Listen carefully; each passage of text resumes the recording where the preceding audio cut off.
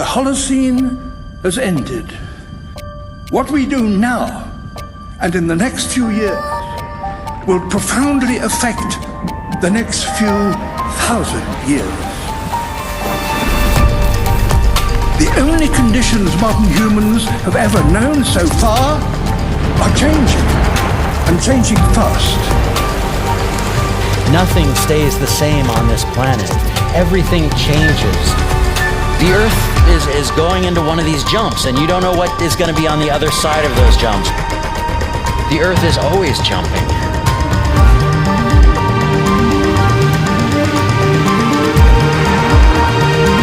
Things move on this planet. Things are not still. Everything is turning.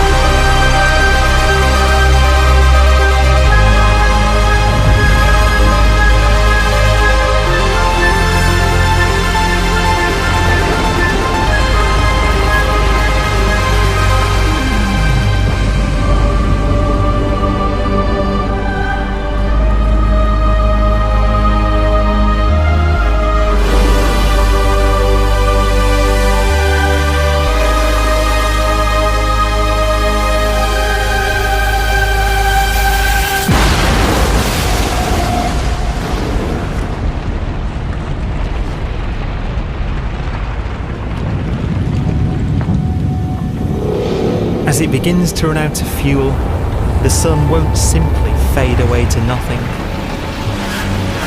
Its core will collapse, and the extra heat this generates will cause its outer layers to expand.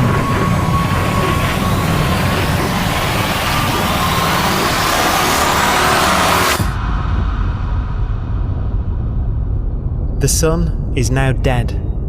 Its remains slowly cooling in the freezing temperatures of deep space.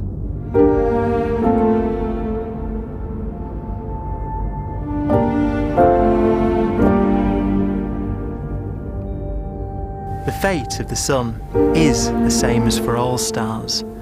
One day they must all eventually die, and the cosmos will be plunged into eternal night. All stars eventually will run out of fuel. The temperature of the universe drops. The stars, one by one, in the night sky, will turn off. And there'll be no more new stars created. And so that the universe will end not with a bang, but with a whimper. And not in fire, but in ice.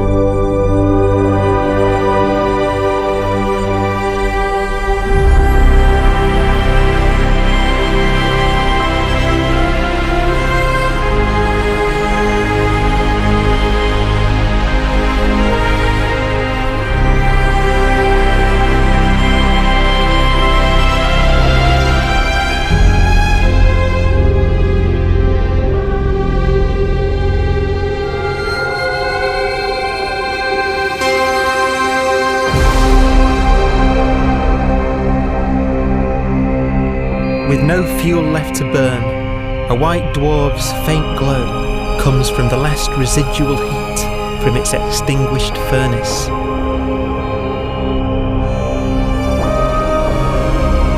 Looking at it from where the Earth is now, it would only generate the same amount of light as the full moon on a clear night.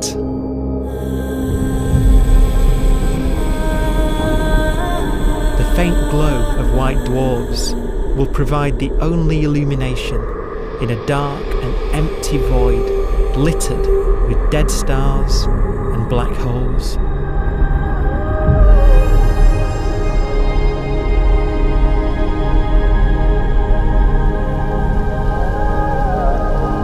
some ways, it's kind of a ghost universe. It's the corpses, the zombie stars, that will take us into the future.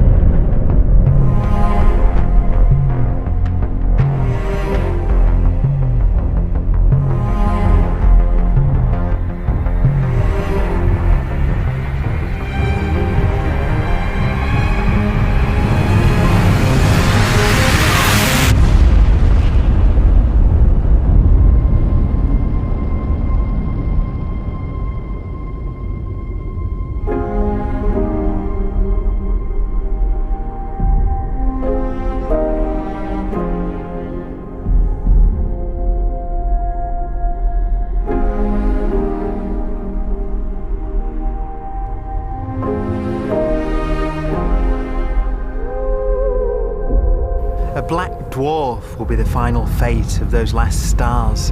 White dwarfs that have become so cold that they barely emit any more heat or light. Black dwarfs are dark, dense, decaying balls of degenerate matter. Little more than the ashes of stars. Their constituent atoms are so severely crushed that black dwarfs are 1,000,000 times denser than our sun.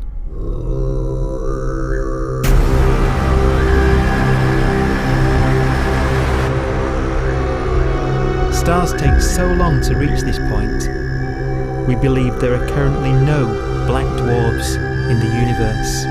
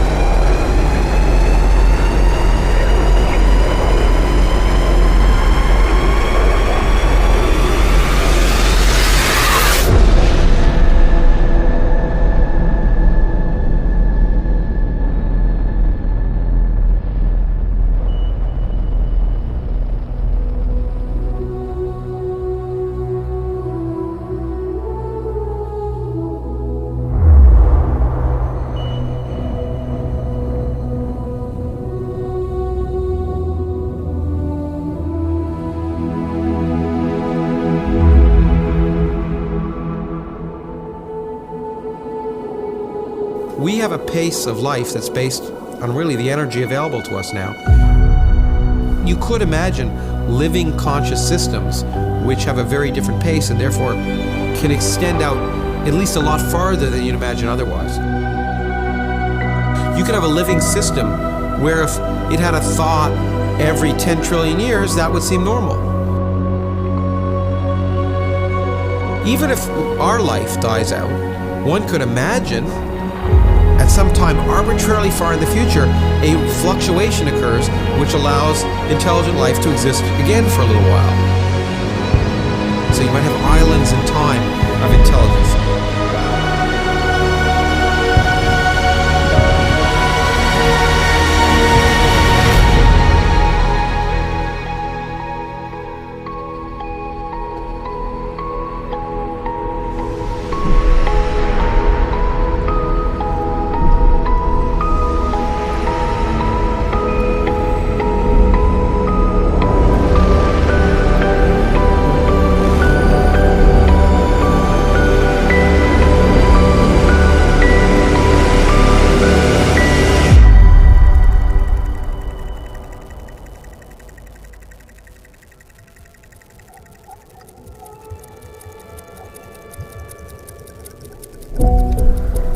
Proton, one of the fundamental building blocks of atomic matter, of what makes us up, can just spontaneously fall apart. Any material that evades the pull of a black hole eventually dies away as its protons disintegrate.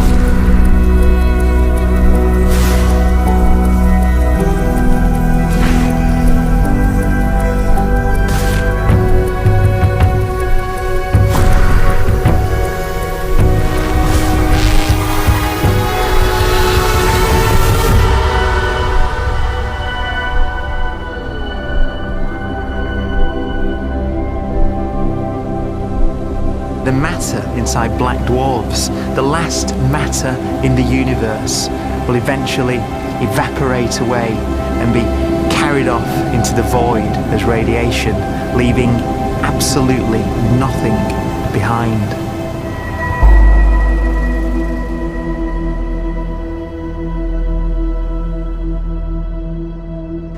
With the black dwarfs gone, there won't be a single atom of matter left. All that will remain of our once rich cosmos will be particles of light and black holes.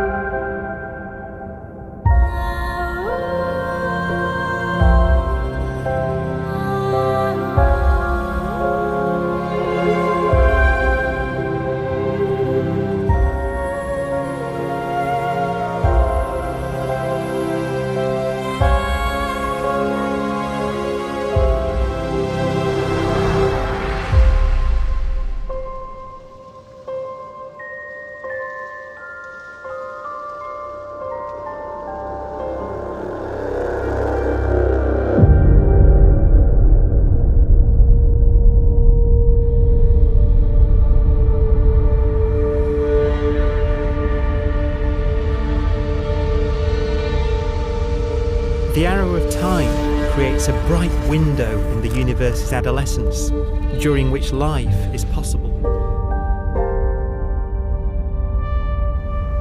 But it's a window that doesn't stay open for long.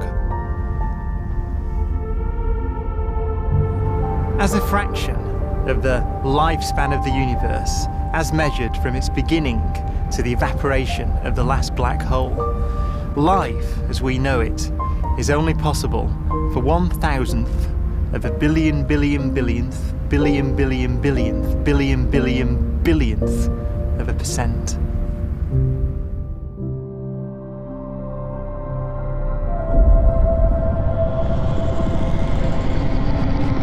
Black holes become the fundamental building block of the universe. A galaxy will basically be a supermassive black hole in a center with smaller black holes orbiting it.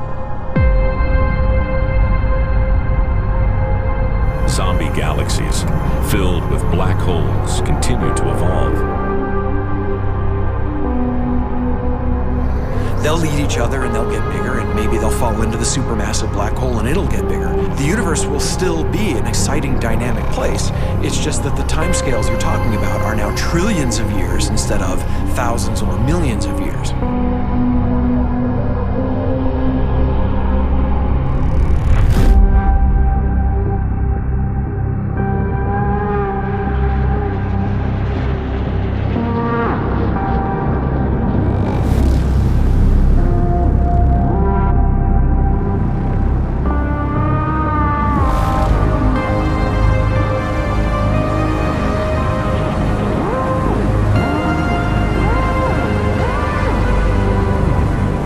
Black holes can bang on space-time like mallets on a drum.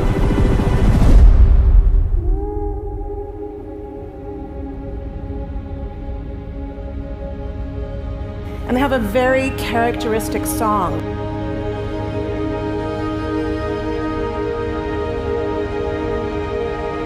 Imagine two black holes that have lived a long life together. At the end of their lives, they're going around each other, crossing thousands of kilometers in a fraction of a second. As they do so, they leave behind in their wake a ringing of space, an actual wave on space-time.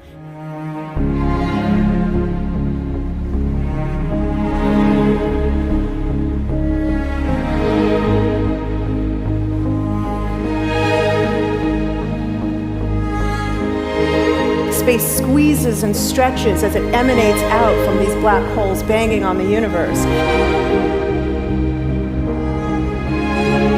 Those are the gravitational waves. They are literally the sounds of space ringing.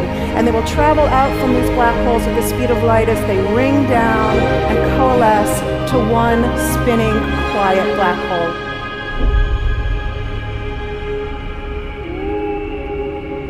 If you were standing near enough, your ear would resonate with the squeezing and stretching of space. You would literally hear the sound.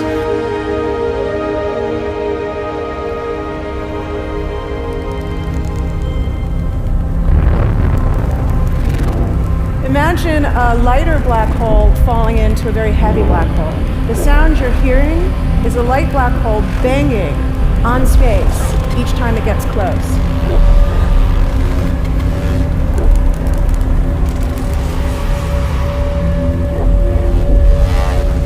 As it falls in, it gets faster and it gets louder.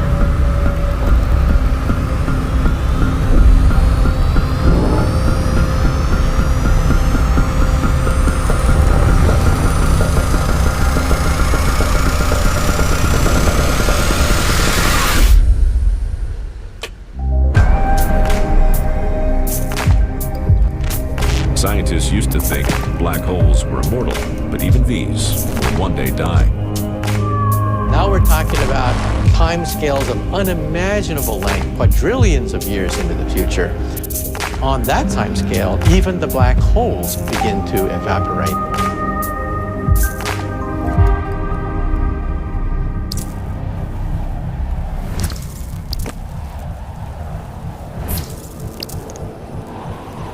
According to quantum mechanics, space is filled with virtual particles, Anandi particles, that are constantly materializing in pairs, separating, coming together again, and annihilating each other.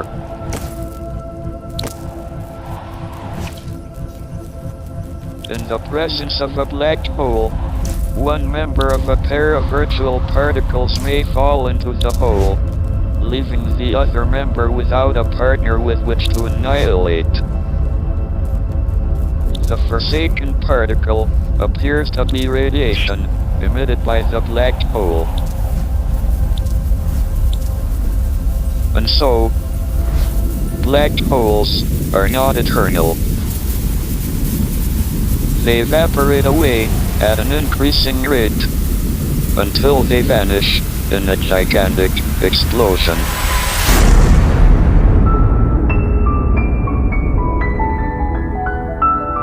Quantum mechanics has allowed particles and radiation to escape from the ultimate prison, a black hole.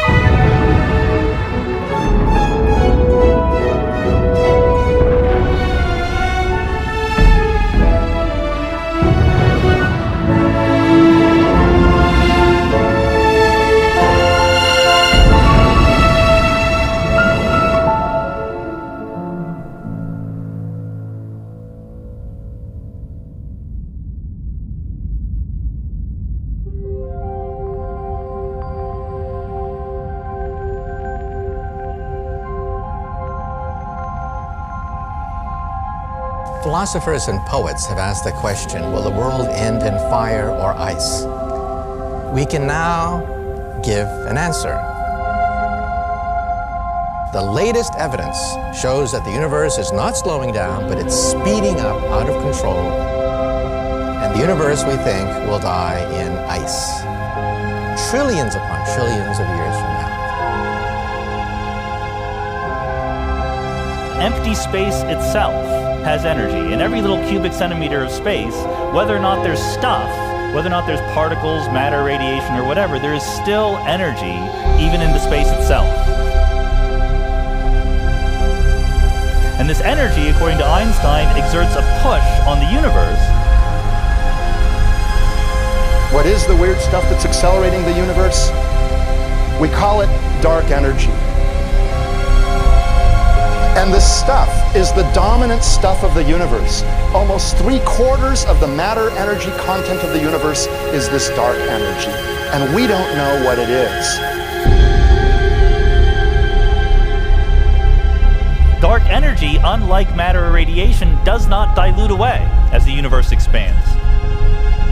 This has crucial implications for what the universe is going to do in the future. So what will be the future of the universe? Well, if the dark energy remains dominant and repulsive, the universe will expand forever.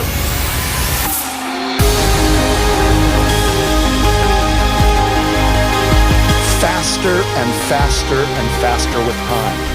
A runaway universe.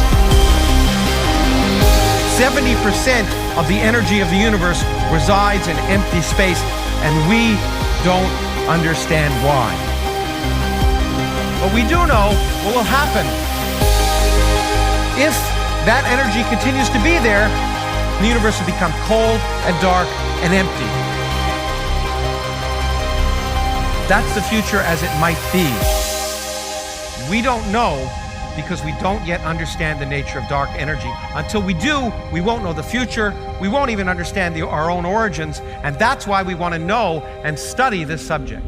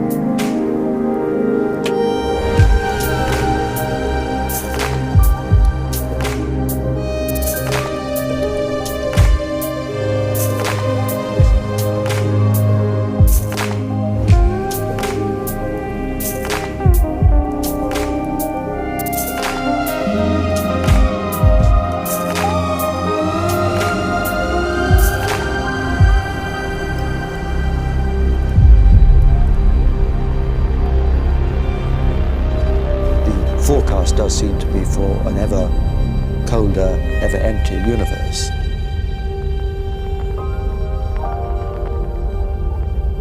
But then, of course, we have to ask, could that end lead to a new beginning? And there are ideas whereby what actually is the end of our universe could in some sense be linked to the beginning of a new one.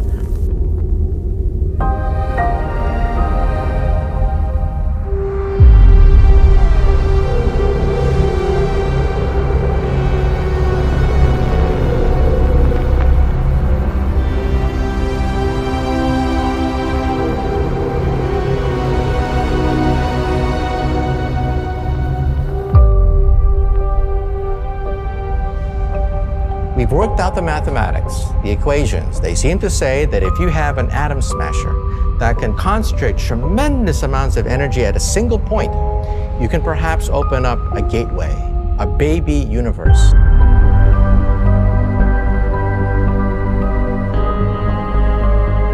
Facing the death of everything there is, this perhaps is their only possibility of escape.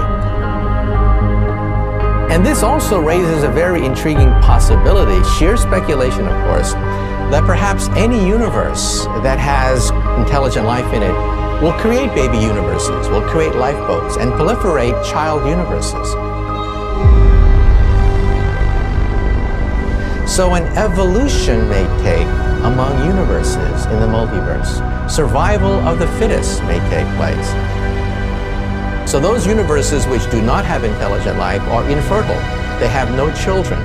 But Those universes that have mild temperatures, stars like us, would create civilizations that could open up child universes, and they would then proliferate.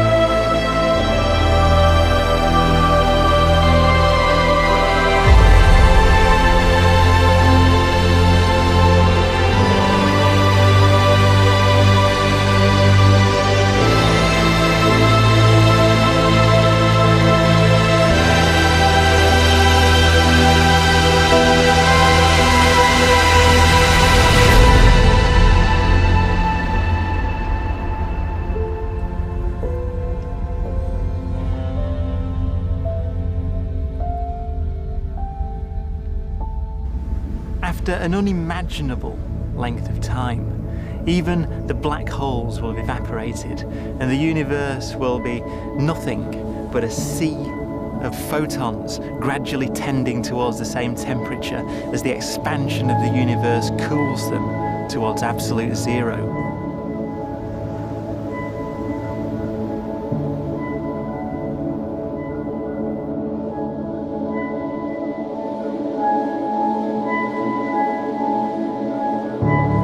Once the very last remnants of the very last stars have finally decayed away to nothing, and everything reaches the same temperature, the story of the universe finally comes to an end. For the first time in its life, the universe will be permanent and unchanging. Entropy finally stops increasing because the cosmos cannot get any more disordered. Nothing happens, and it keeps not happening forever.